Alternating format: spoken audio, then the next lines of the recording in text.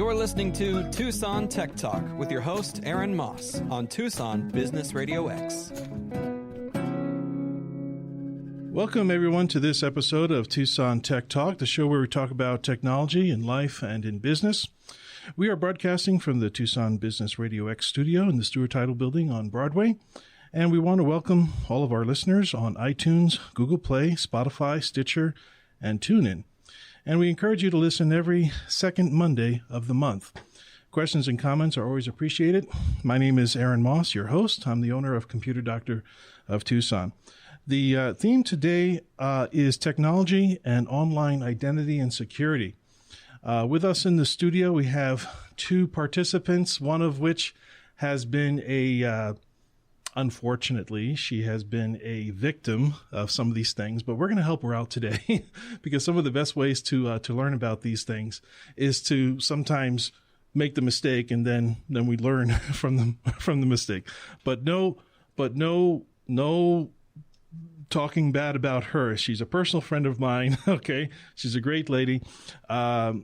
She's been in the beauty salon spa industry for over 30 years, and she's always bringing the latest trends in the industry. She's actually been my personal barber for the past 3 or 4 years. Okay. And so her business is the VG Beauty Lounge, which offers services from head to toe in one place at an affordable price in a relaxing atmosphere. Ladies and gentlemen, let's welcome Victoria Gonzalez to the program. Thank you. It's a pleasure to be here. Is there anybody you want to say a quick shout out to while you're... Oh, my girls at the salon. Okay. Yes. Their names? Or Rocio, Marian, Lupita, Natasha. Okay. Very good. Yes.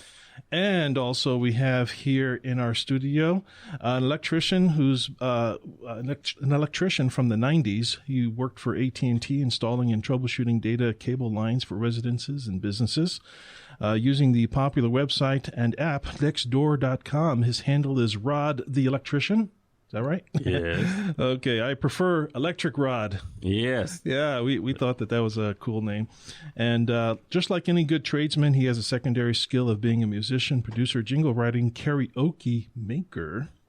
Okay. And he's known in the music world as Con Flo Ma. Hello.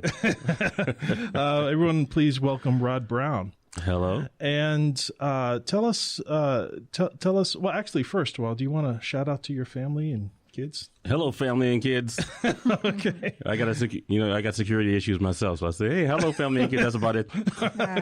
Well, Rod is actually very, very smart. He and I met just a few months ago, and just when we were loosely talking, I realized how much of what a wealth of knowledge he is, and I wanted to have him on the show.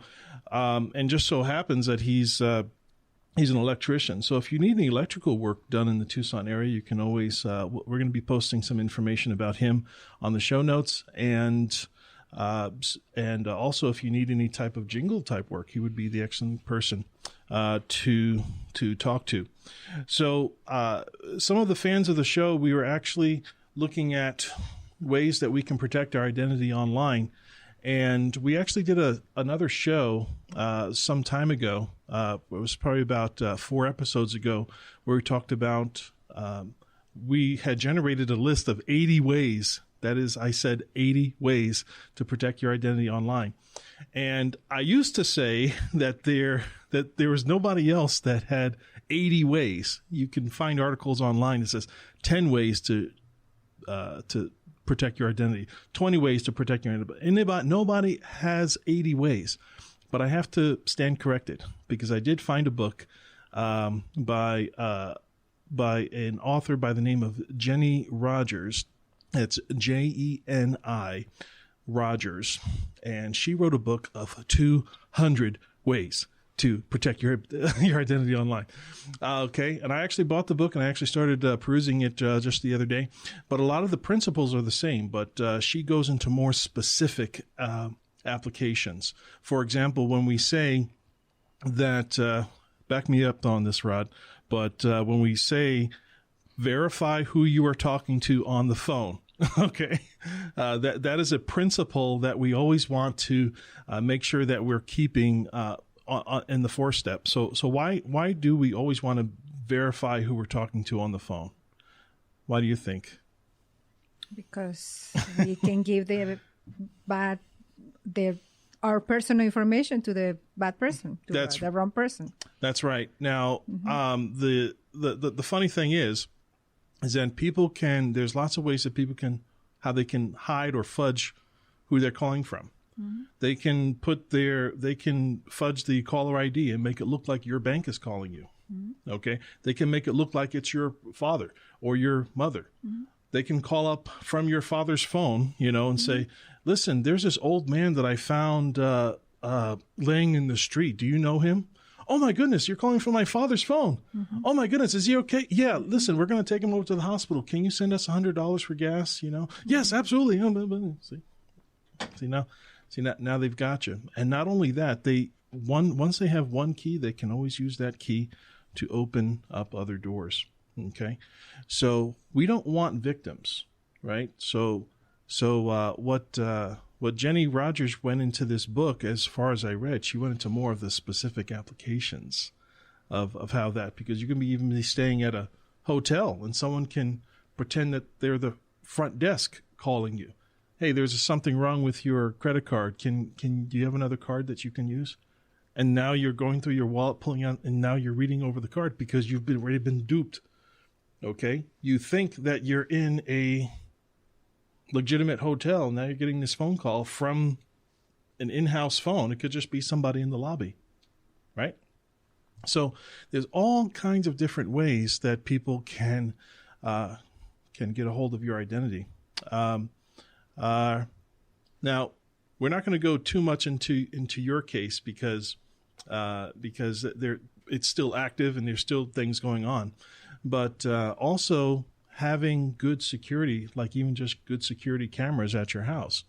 Now, there was an incident right at your salon. There was just some random person just tearing up stuff in front of her salon. Wow! And we don't know who this person was, but we were able to get a facial, a frontal, and a side, and a side. So on security cameras. Yeah, on the security cameras. We're able to but the nice thing about it is she had about 4 security cameras going opposite different angles, all in front of the thing.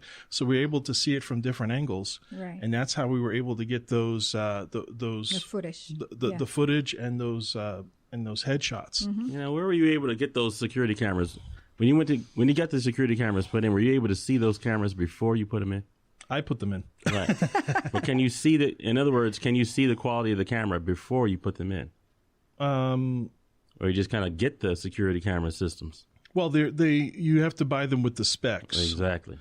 So you can get the security cameras are measured in specs as far the same way that televisions would be. So resolution. The resolution would be 720p, 1080p, and now they're getting into 2K, 4K. And I even heard some weird things that there's some broadcasters that are broadcasting in 8K. To me, that's just ridiculous. But that is very important because, unfortunately, 30 years ago, it happened to me also, identity theft. And this person went and wrote a check to my bank account and pretended to be me and wrote a check for $7,000, deposited into the account, and asked the teller, when can I get the money from this check? And say, 3 days, 4 days. I say, how much is available in the account? And she will draw that money. And all of that was in camera. All of that was in camera, but it was just a video. The video was really bad at the bank. The bank cameras were really bad. Really bad. So it was very blurry, really. You see, it was horrible. I don't understand that. Exactly. Me neither. The place where you would want the footage the most, you would expect that high quality. And they had the worst quality. I remember there was a guy, in Chicago, they had a gas station attendant, and they, by the 4 cameras on either side. But the criminal is a blur. So I feel like you could probably have a guy standing there with like an iPhone and just pay him. And then a guy named Willie, because that picture would be cleaner. I mean, we've seen on the media, news events of things of people doing stuff, or the police might release a video and it's like really grainy. But in today's technology, there's really no good reason to have those cameras, those videos. But to then have the bad ones that are as quality. decent as an iPhone or something like that, now you're paying thousands. So there's got to be a balance in this whole thing. And also, like he said earlier, you can't just give your information away. When I walked into the studio, there's a guy who asked me what my name was. Well, that would make sense. I could have said, "Oh, you know what? Don't worry about it." And then a lady, it obviously, well, what's your name, sir? And, don't worry about it. Well, you can see. Don't worry about that either. But here's the thing.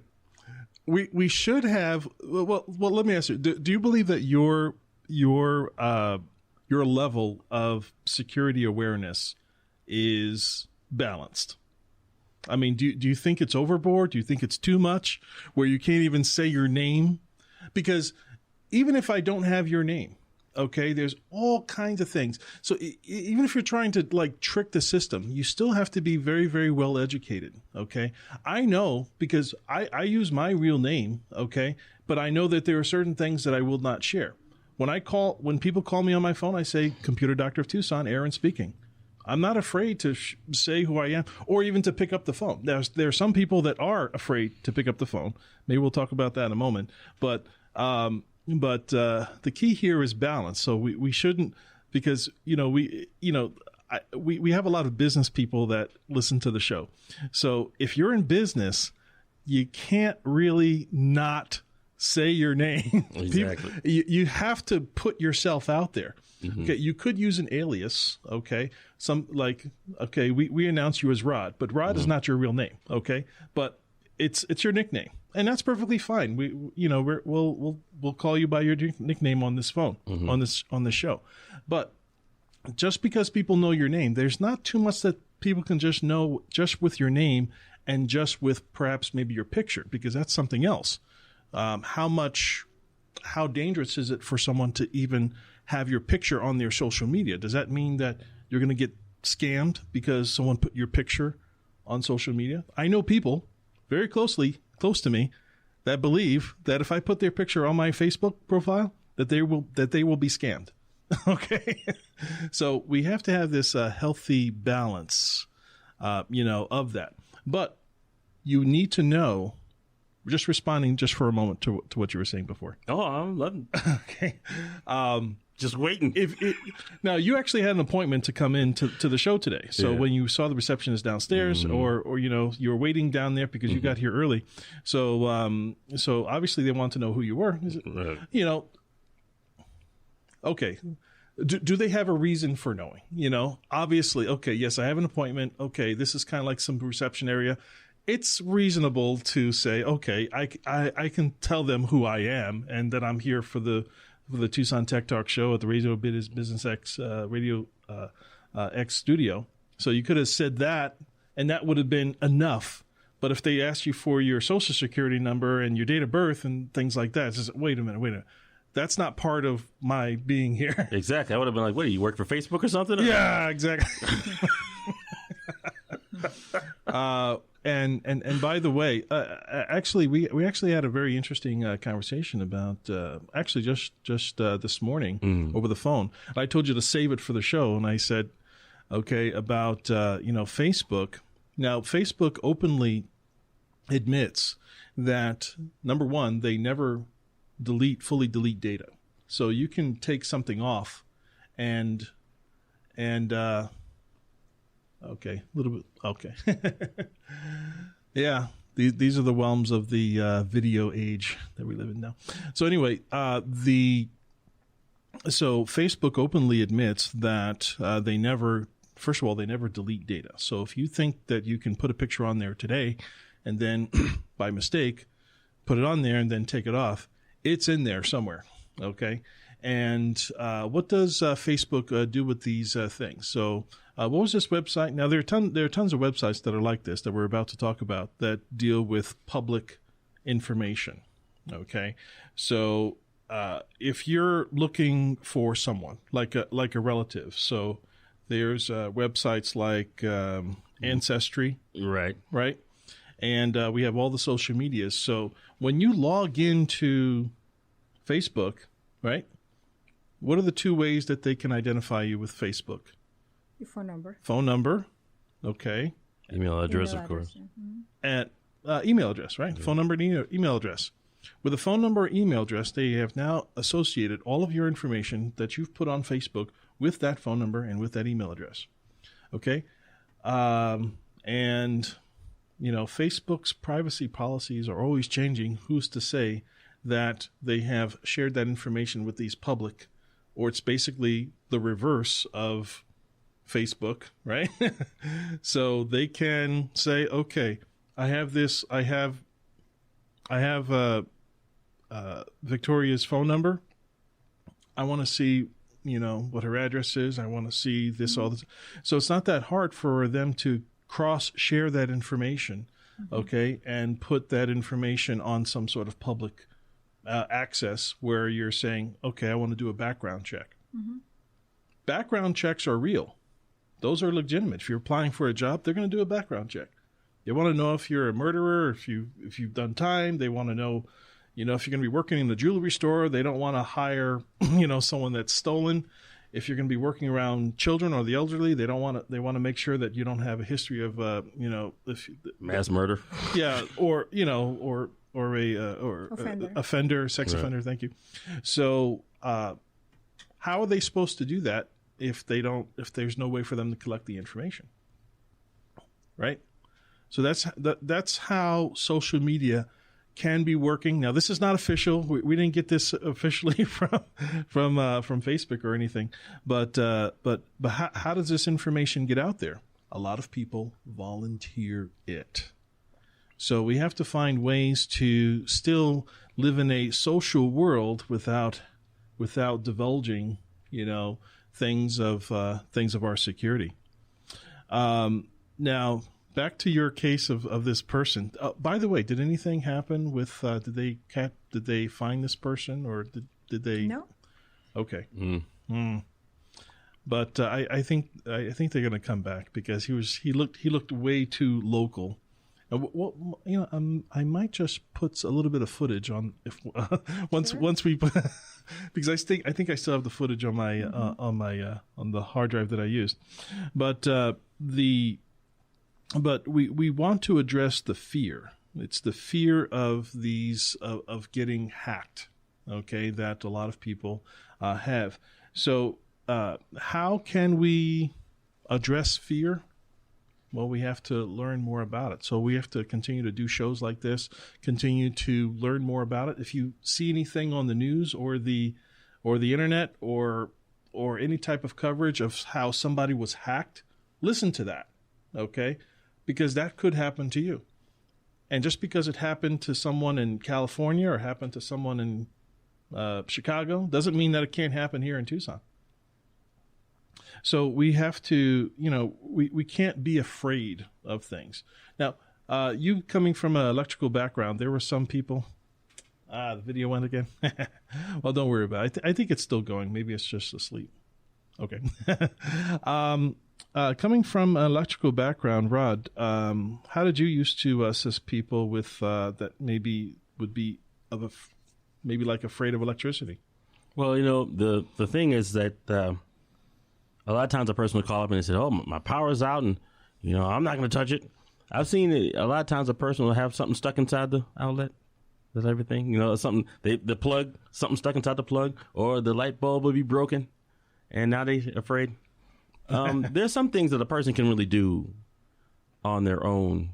You know, there's a little side tangent, I guess, but there's some things you can do on your own, and I most certainly am the type that that's gonna assist you. And if you can do it yourself, or if you're a handyman, there's some things you can do on your own, and that'll save you some money. You know what I mean? And it's similar to the way security is. There's some steps you can do on your own that'll make it so where, you know, you can secure yourself better. There's nothing worse. Like I've been in Tucson, I have noticed the way they wire a house. Those that actually have a house. Yes. Well, they will have half the power. Wait, when you say a house, you mean like a house or a house? Yeah. Like a trailer? No, Okay. No. The trailers are better wired. I'm telling you right now. What? And the reason is because you know where everything is going. Whereas with the house, because they're using a product called Romex, which is kind of like an extension cord. It's like extension cord running all around your house. And I'm from Chicago, so we're pro pipe. Put everything inside of a pipe. You can add circuits later, that type of thing. Okay. This stuff, once you put it in, that's it. If you want to add something, or if they ran to an island in the middle of your kitchen or something, that's it. I've seen people who had they went to get a larger stove or something, more power in the middle of an island. Well, they ran Romex. So now there's no way to get, unless you dig up the floor, there's no way to get that new wire in there. See what I'm saying? So when you go to wire, if you can put it in a pipe, that's better. But what they'll do is they'll run off of what is called a GFCI plug. It's to protect against water and things like that. Well, they'll run a circuit to that.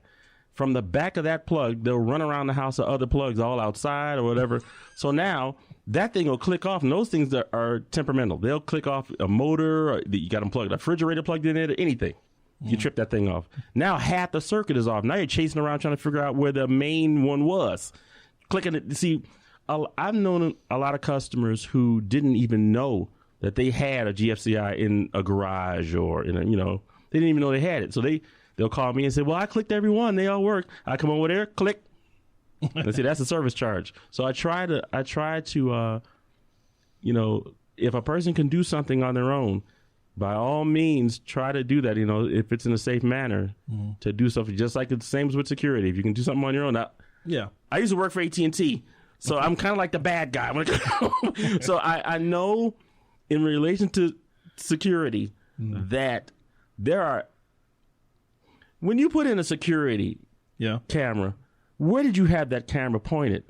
Where did you point it? Oh, that's easy. So the best place. So it depends on really how many cameras you have. The camera system that we put into to Victoria's building, which, by the way, if anyone's thinking about knocking her, you're going to be recorded. Okay, so we did 8 cameras, and I look for the corners of the building, and I point them inwards. So it's like a crisscross pattern. And we crisscross that pattern on each side of the 4.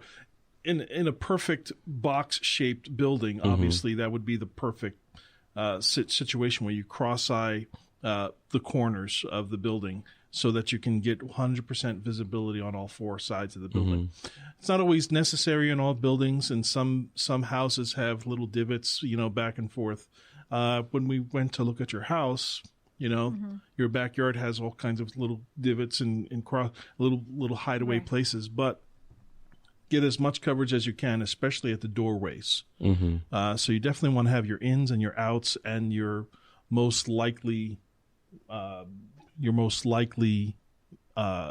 break-ins. What they're gonna go for the easiest side usually. So you definitely want to have cameras on your weakest points, if you will. You're right. Now, see, the thing is, when the big corporation guys come in and they put in a camera in your house, they'll point them inside of your house instead of outside, where you would think. They also have access to that. Wait, when you say the corporate guys, you're talking about like the AT&T. What I used to do. And okay, they were pointing those inside of your house, not outside of your house, inside. So now you got to remember, these are corporations who have, in the fine print, will tell you that they can access that camera now.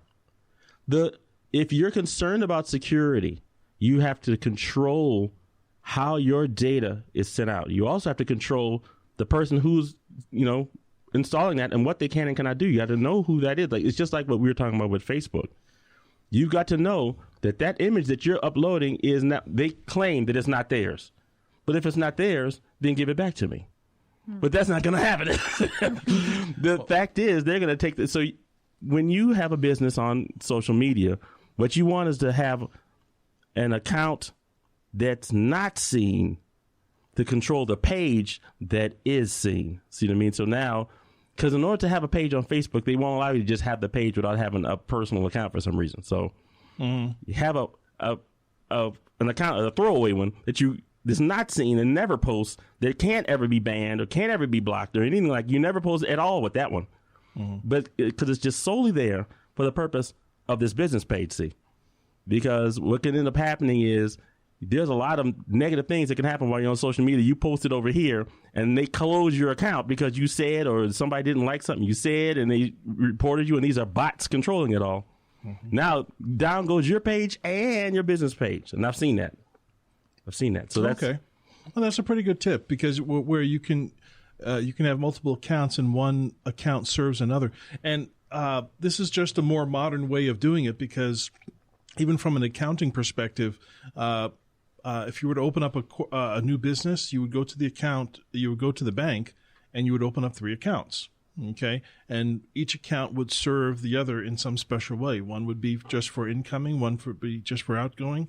And if you wrote a check, then the money goes into that check and it clears out of that account. And that brings that account back to near zero, mm-hmm. because that account should always be balanced. So you're using accounts for specific purposes.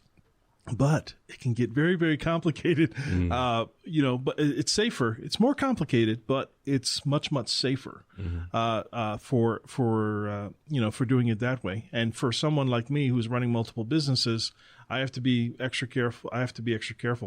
Of doing that. But some of these things, a lot of these are common issues that business people have, a lot of. And sometimes these... I run into them all the time with business owners myself. I can see how many mistakes they've made in in setting up their computer. I'm like, oh my goodness, everything is running on the hard drive of this computer, and that's your whole business. What if that hard drive ever crashes? And you're out. And they have no backup, no nothing. I'm like, this is a time bomb. It's just waiting to happen. It's not going to happen today. It may not even happen this year, but it's a bomb, and it's gonna be terrible when it happens. So the monsoon coming. That's it. Have some sort of backup plan, some sort of contingency plan.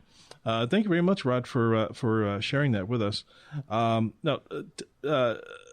tell us about this. Some of the common issues that people have in Tucson, because you had mentioned some of the things that people do in Chicago, but what are some of the common, say, electrical problems that people would have in Tucson? That's both houses and trailers. Oh, now I guess trailers, sometimes a person can try to get more power than they're really supposed to have in that trailer.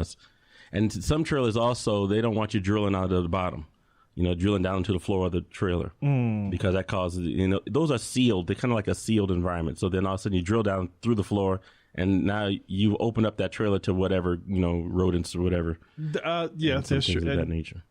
But the biggest problem, and also another thing is, like in an attic, there could be anything in that attic. There could be ants, something eat into the line, and you're done. So there's, people will put things inside the attic, hit one of the wires, you're done. There's lots of small things that in Tucson that can affect it. The heat, of course, using the wrong type of Romex outside.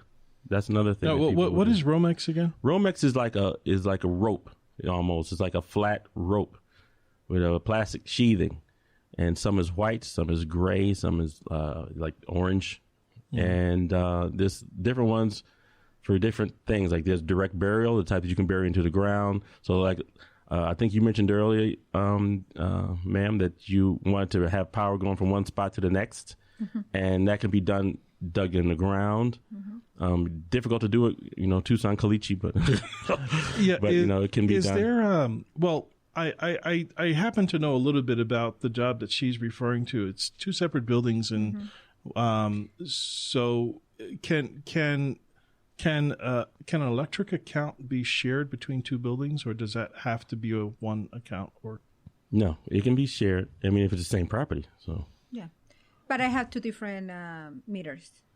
Oh, there are 2 different meters. People can do that as well. I mean, you can have 12. So, you might want to have a separate bill for a certain reason. So that, or if you have an old kid that won't move out of your house, you can millennial. You can set their bedroom to a separate meter. Yeah, there you go. And here's your bill, by the way. Why is it more than mine? Oh, listen, just pay the bill. Okay. Well, that's possible. But you know what? I putting a new meter in, that's actually pretty expensive. It's like $500, right? No, more than that. Yeah. Yeah, I just did that. It was like $1,800. $1,800 to put a meter in? Yeah, I'm half of that. I'm like $900. You're $900. Okay. All right. Well, then.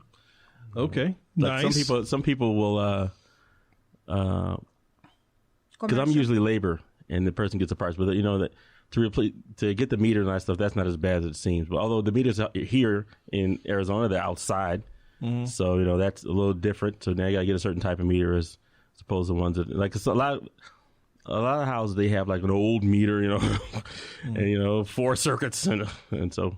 But well, when we had our mobile home installed, they wanted to put a new meter on an old pole, an old wooden pole, and so some inspector came and said, "No, you can't. You need a new pole, right?" So we had to go and splurge on a new pole. How much do these poles go for? Apparently, I'm in the wrong business. I should be selling poles, wood poles. Okay, yeah, $300, $600, $1,000 for a wood pole.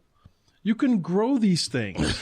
Just wait for the tree, Yeah, it's a tree. It's a trunk of a tall tree. Okay, I could do that. And how much is a pole? A pole?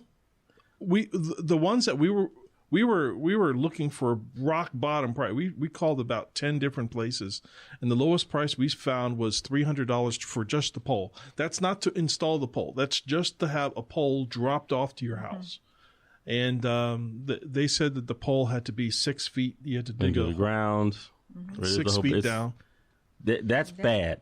That's to me. There's certain things that are just kind of bad, and that's one of them. Installing that part because you're digging way down. That's not good. And then depending on if it's 200 degrees outside, there's some. That one is not good. So Always fascinating and always ahead of the game. The Computer Doctor is Aaron Moss on Tucson Business Radio X. We are talking with our guests, Victoria Gonzalez and Rod Brown, and some of the electrical problems that the two of them are familiar with through construction. And this show is taking a very interesting turn into we're talking about security and we're talking about electrical. We're also talking a little bit about construction. So we'll continue in this conversation. We are broadcasting from the Tucson Business Radio X studio in the Stewart Title building on Broadway, and continuing in our discussion about security, both for our home and both online. For a moment ago, we were talking about the placement of cameras and how important it is to have these high definition cameras in places where you would expect them to be. Okay, so many times, banks, for example. Now, on a brand new security camera system, obviously you're going to have the highest definition, the highest quality, the sharpest picture, right at that time, like when they're first installed. But if it's been there for 10 years, 20 years, and some of these banks are really, really old, okay, sometimes they may need to be upgraded. Sometimes the hard drive that's saving the information. How many times has somebody has a robbery taken place? Is it, there are cameras there, but they're not working? That actually happens a lot. Oh, yeah. Okay. You can see that the cameras are working. So sometimes I'll go around and start trolling some businesses. I'll see that they have cameras, and I can just look at them, and I know that they're more than 10, 20 years old. I say, are those cameras working? I have to kind of tell them who I am, because if they're not working, then I can be trolling them to rob them. But I'm not. I'm trolling them to to help them. So Computer Doctor of Tucson, we actually do these installs. So we've done it for Victoria here. We've done it for several businesses in town. So just give us a call if you're interested in that. But have you actually? By the way, electricians, since we're just running wire, running cable for video or audio video is the same skill, right? Yeah. It doesn't matter what. Well, working at AT&T, I was able to do that anyway, though. So there was I was running data lines and cable lines and stuff for them up in Chicago. So I mean, and I've also installed some cameras, but probably nowhere close to many as you have. So I'm not at your level. A camera install is really just one camera for like an AT&T guy, right? Or they ran around and did it right, but you don't want rather to call you than call Comcast. I mean, you don't want them in your life if you don't have to have them controlling your. I remember there was one man. It's kind of funny. I got done with the whole install. It took some time, and the guy says, and I'm explaining to him about the voicemail. And I'm a young man, and I'm gonna impress this older guy with this voicemail setup we got. And he's like, wait a minute, young man. I like my machine I have here. He had with the little cassette, And I'm just gonna roll right over this. I'm just really impressed him. I said, well, you can do this, you can do that. Hey, you can do everything. Mm-hmm. He was like, where is this recording? I said, well, it's on a server. In other words, they have it, right? I'm like, well, yeah. So if they want to listen to it, they can, right? Well, I guess they could. So then he says, what's on this cassette? Only I can see it, right? And if somebody wanted to have it, they would have to get some kind of a warrant, wouldn't they? I was like, well, yeah. We have actually allowed our information. There's a site called mylife.com. You can Google your name and find everything about you, where you've lived when you were a teenager, because of some of the stuff that social media has done. So we really, and if you notice, police officers and people like that, or judges or lawyers, they're not on those. You can you can actually erase your digital footprint if you know how to do that. So part of your security is also, like Oprah Winfrey, for instance. When you look up Oprah Winfrey, you just see Oprah Winfrey. You don't see her personal life, any sisters or brothers, or see, because that's because they use aliases. Yeah, that's another thing. Mm-hmm. That's another thing. They have their show name. They have, like, on this show, you have your show name. Mm-hmm. You're Rod Brown. Mm-hmm. You're Electric Rod. Mm-hmm. Okay, but in order for someone to even get access to your official public record, which is very possible to do, and it's there for all of our protection, exactly. Because there are times where we do want to look into someone's history for our own protection. If there are parents out there that are leaving their children with a babysitter, you want to be able to do a background check on them. You want to be able to see what's going on in your house when you're out and the babysitter's at home. You want to see if they're knocking your kids around, exactly. So there's a certain level of security that people want. So, but it's there. But what sometimes happens is people exploit it. Mm-hmm. Okay, people use that as a reason to, or they use it to their advantage. So they may say, yes, I know Victoria Gonzalez, or I know Rod Brown, or I know Aaron Moss. Let me see what other information I can get. And then they can figure out passwords. They can log you into, they can figure out your login to Amazon. That can unlock other credit cards maybe that you've used, last four. Mm-hmm. Okay. One of these other tips that I read in Jenny Rogers' book was to always protect your last four. They don't even need your entire credit card number anymore. They don't need your entire Social Security number anymore, because the first 6 digits, the first 5 digits, you can find that out. Okay, it's not that hard. If you know what their name is, okay, approximately what city or even what hospital they were born in, okay, and the date of their birth, okay, and if you're having a birthday party or whatever, and people know what your birthday is, it's not that hard to figure out, the first 5 digits, okay? Yes, first 5 digits. Yeah, first 5 digits, and then the other 4, they may be able to pick up from you in passing. So you're Victoria. You're looking at me like, no. See that. Hopefully that should get us to start thinking. Okay, have I been breached that way? Or sometimes there was even a case at Starbucks where she used her credit card at the drive-thru. She gave her credit card over to the young lady that was in the window.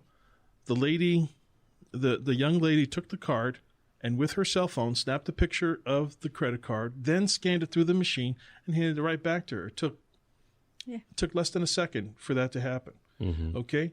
So even when you're using your card in establishments, okay, even you think that people where you think you can trust someone to not steal your identity, okay, that's not to say that their employees might not.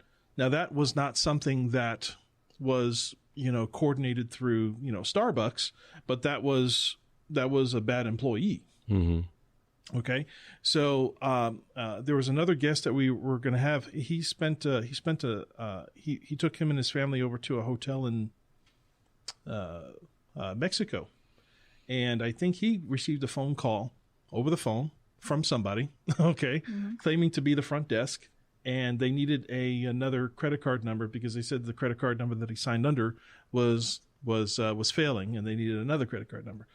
By the time he got back, he had almost all of the accounts that he had on any website was hacked. They were able to get into his Amazon. They were able to get into his email, and once they have access into your email, then they can reset passwords and get the reset password links into the email account that they've already had.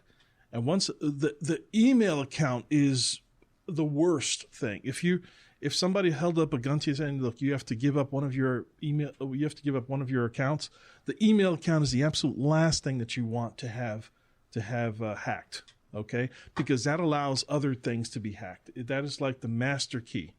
But your email account is in your business cards, it's everywhere. Well, it's the password. Well, you don't publish your email password on your business cards. No, but you want to protect your password. You definitely want to protect your password. So what are some ways that we can protect our email password? Especially, so a lot of the times the breaches, where do you think the breaches of the email password actually happen? Okay, they happen when people use the same password on multiple sites. Okay, you know that password? Oh, by the way, most of the people use the same password on multiple things. So I used to circulate maybe about 4 or 5 passwords, and these same 4 and 5 passwords were the same thing on any account. If I didn't access an account for several years and it asked me for the password, I said, well, it's got to be one of these 5, and I would try all 5, and if they didn't work, then I would hit the thing. But here's the thing. If you try all 5 passwords and it's an illegitimate site, if somebody with wrong intentions now know your top 5 passwords, and now they can go around and try those same exact passwords on other accounts with your same email, okay, hoping that they'll come across something valuable that they can exploit. Let me add something. There's a website called WordPress, and a lot of people use WordPress. It's a free thing. You can get your website up, WordPress. And it looks like regular websites. You can make it look like a regular website, but it's actually a WordPress-powered website.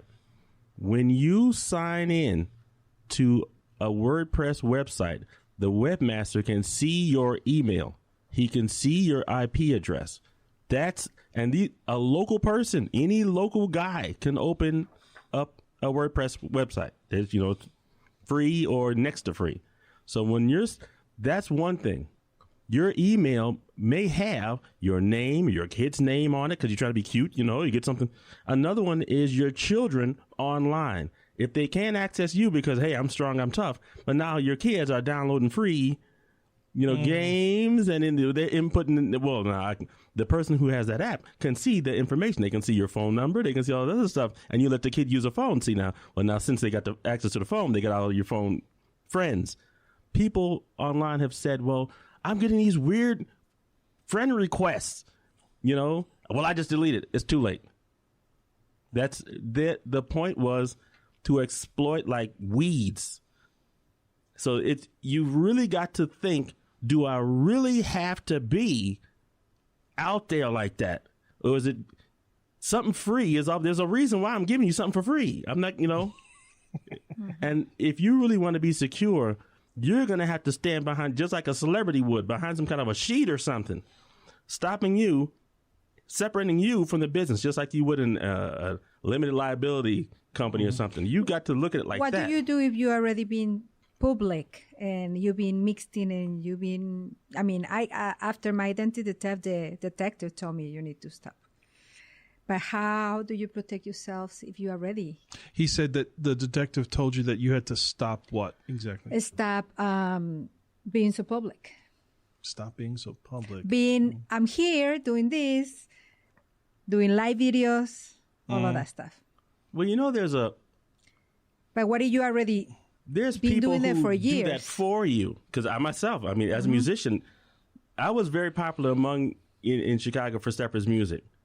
And I didn't realize that my music was being used in all of these other things. And the guy says, "Hey, listen, what would you really want to do?" I said, "Well, it'd be nice to have my music in a club. That'd be nice." He's like, "What, are you crazy?" I'm like, "What? You're already in clubs. They just don't know who you are." And so the thing is, my name had already projected way out there. Mm-hmm.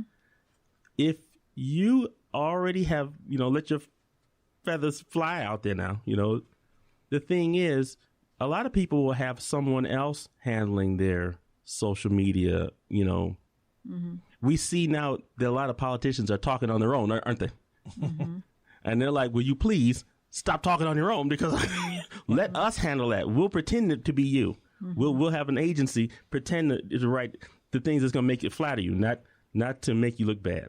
Mm-hmm. So what it is the real you backs behind this courtesy. Mm. Then let some, an agency or an advertising agency or somebody, that's close to you who can, who knows a lot of social media, or maybe a son or a daughter or something. Let them do that, and they never talk the real you. The real you is never talking. See what I'm saying? It's this company talking, interacting with people. And see, I can unplug that company now, see. Mm-hmm. But you got to fade away from, and the internet is very fickle. The people themselves will forget you quickly, if you're not out there all the time. You know how that is. Mm-hmm. So if you don't post a selfie, they won't know you. So they'll move on to the next person. So you can fade back. It's just, you want a presence, but now that presence has got to be done in a professional, non-self-generated way. Mm-hmm. And now we're talking. All right.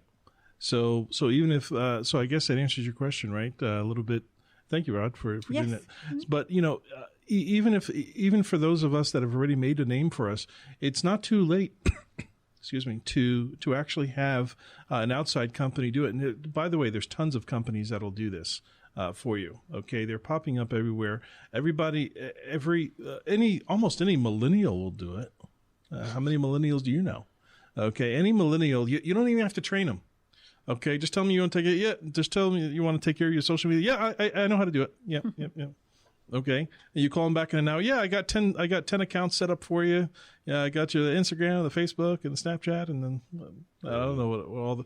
There's about 100 different social. No, there's at least 100 different social medias out there of what technically is social media, because there's YouTube is technically social media. And it's becoming something that's budding and something that's always getting bigger. When we continue to talk about the where technology is going in the future, which is something that we always like to cover on the show, things are not going to be getting easier. Okay, because people with malicious intent, they don't go away. Okay, they're always trying. They're always on the next cuff, always trying to figure out what the next what the next exploitation is actually going to be. So, what do you think, Rod? Where's the next exploitation might be? And then I'll tell you what someone over at Google said.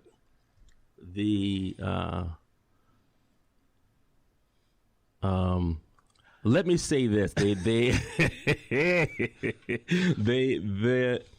intent is to have you sign in with fingerprints, facial recognition, that sort of thing. Mm-hmm. The intent, and then the giant corporation, has that information. Now, of course, China has used that to a greater extent. The DNA test situation. Well, we just upload DNA to it because I want to know where I'm from. I already know where I'm from, but For some reason, I'm going to tell them. Well, so now, there's agencies who've exploited that information. So we really got to be careful in this matter. By the way, there was an episode of there's this TV show I love. It's a Canadian show called I can't think of the name of it now, but it does these investigative reports on these things, and they did an investigative report on the history on like these history websites, the history tree. What's the name? Yeah. Ancestry. Thank you. Right. The Ancestry type family websites, tree and the family tree. So they actually did a thing where you sign up for this, and they send you this DNA collection package. You're supposed to spit up to the line, right, in this cup, and then you send it back to them. And then from the spit, they are able to determine where you're from. Okay, so but they actually did some investigation, and they wanted to know how they're able to determine where the spit came from, and just to throw a monkey wrench, they had confirmed twins. I mean, these are identical twins. They both set up different accounts, and they both got these things back, right?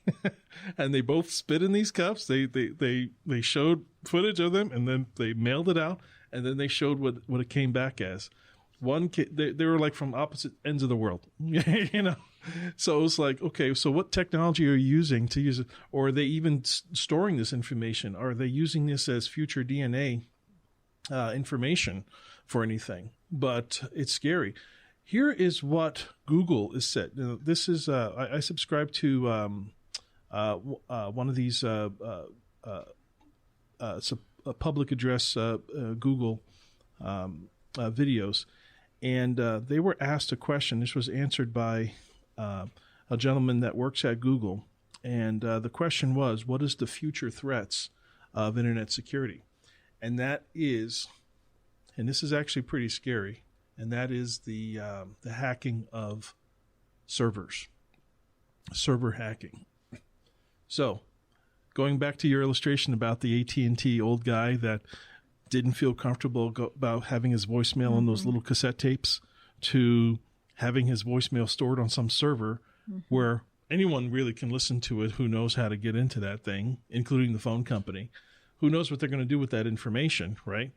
But could you imagine if someone were to hack that server? How would they able to hack the bureau, Expedia, or one of they hacked their servers? Yes, they have.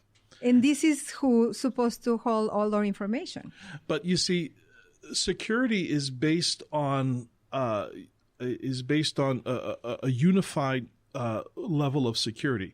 Every part of that security, every piece of it has to meet the same standard of secureness. For example, this happened maybe about 3 months ago. A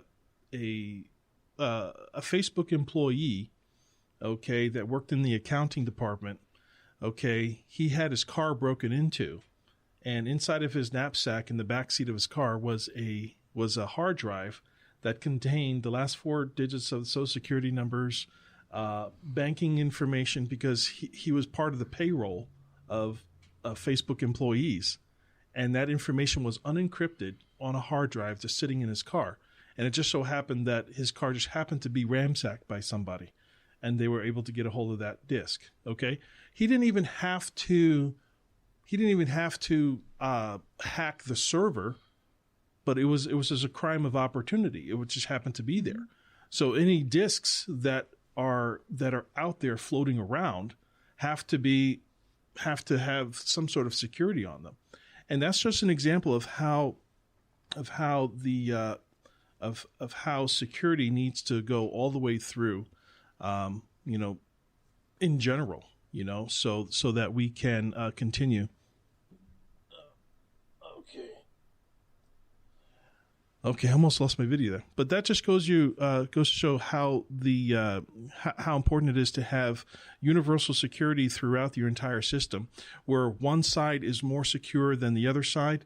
It's just like securing a building. Okay, you can have a large, thick wall, of steel on one side, and then you have like a then you have like a 1 millimeter thick glass on the other side. Obviously, they're going to get in through that side. They're going to always attack the weakest spot. So you have to know where the weak spots are in your entire security. And that's one of the biggest threats of what's affecting us in the future today. And that is the security of servers. Wow. I mean, can you imagine going to the restaurant? You will show up to the restaurant and you say, hey, here's my card. And then the lady comes back and says, where's my card? Oh, well, I lost it. You lost it. Well, I'll come back next week. And you show up again with a new card. You give the lady a card. She comes back. Oh, I lost it. You lost my card. Yeah. I'm seeing charges on the card, though. I don't know. Obviously, we wouldn't trust brick and mortar with some of the behaviors that some of these companies, just like what you said. You can't even contact these people. They use a machine to make sure you're not a bot. They'll say, click this box. How many cars do you see? Click the button to make sure you're not a robot. They're robots, though. You can't even call them if there's a problem. They won't even speak to you. Mm-hmm. Now, in order to get a customer service in Yahoo, in YouTube, for example, you have to have so many followers. That's why they say subscribe. Because if you get 100,000 followers, then they'll give you a small level of real customer service. If you jump into 1 million, well, now they give you a regular customer. That's how they do. But before that, you're just going to get a bot, and some questions you got to answer. That's it. And, press a button. That's it. So we really got to control our own security ourselves, because you're letting, or get a company like my man here. Because if you let these big companies who are floating above us control your, try to control your, why would you want such a man? You can't even call that man. Mm-hmm. So that's but you can call him. Yes, you can call How me. would people call you? See how that plug? I put that plug right in there. Absolutely. Yes, the plug went right in there, didn't it? Well, everyone knows me. I'm the Aaron Moss with the Computer Doctor of Tucson. And we are actually coming close to the end of our broadcast now. You can call me at Computer Doctor of Tucson at 520-261-5508. We always welcome your comments and questions about the show. Rod, why don't you tell people how they can get a hold of you? And by the way, we're going to be posting your information on the show notes. So you have a phone number and an email. Yep, 520-500-2127. And so you do jingle writing. You're a karaoke maker, musician, producer, and he can do all that while he's rewiring your house. Yes, at the same time. Yeah. That's talent. I'm telling you right now. Okay, Victoria, we didn't get too much to tell us more about all of the other services that your beauty salon offers. But if people want to find out, we're going to be putting your information on the show notes. She has about 4 social medias, Gmail and Facebook and Instagram. Also her website, www.vgbeautylounge.com. And if you come by her, you might see me getting my hair cut there from time to time. And I don't know, we may have a little bit of a discussion. Okay. Well, we want to thank everyone for being on the show today. If you liked any content that you heard on the show today, please send us a message on our show board or text us or call us at 520-261-5508. And we would love to hear from you. Remember that the world is getting more and more tech, and so should you. My name is Aaron Moss, your host, and this has been Tucson Tech Talk, broadcasting from the Tucson Business Radio X studio on Broadway, and we wish you good technology.